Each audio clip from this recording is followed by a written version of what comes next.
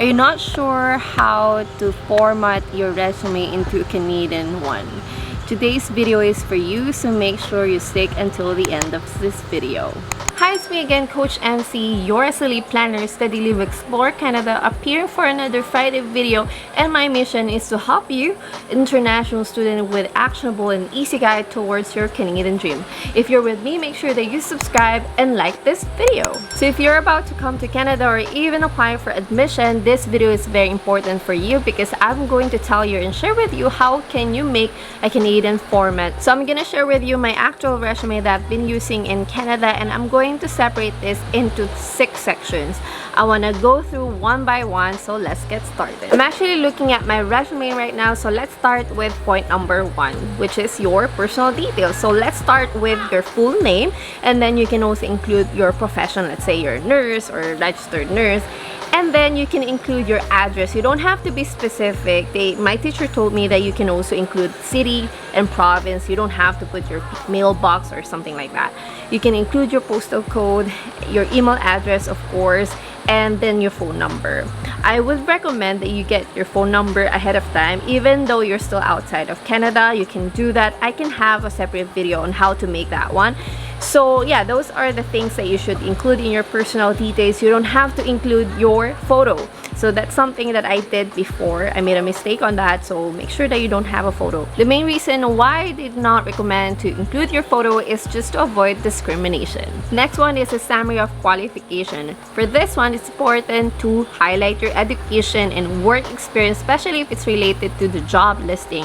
I also include some softwares that I am familiar with, which is included in the job listing. I also match the soft skills. I include some problem solving skills, excellent organization. These are the skills that they're looking for.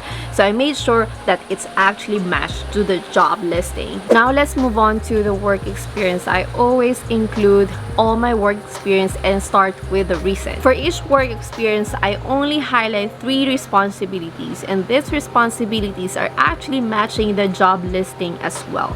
For example, maintain, coordinated, organized, they're all past tense. And then I start with the verb and then include the outcome of the responsibilities. That's actually the formula when you are creating your responsibilities on your resume. Now include your education. So I always include the current education. If you're taking business administration in Canada, include that. If you have finished bachelor's already, include that as well.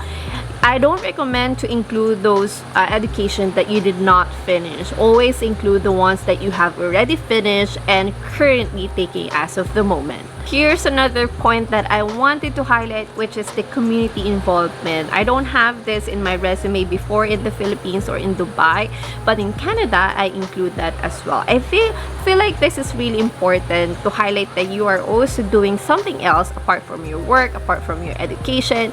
So for me, I have community involvement in terms of international student ambassador in school. I'm also part of the Rotaract, so I include that as well. But I also follow the format when it comes to the responsibilities. I start with, again, the verb, the past tense, and then include the outcome of the responsibilities.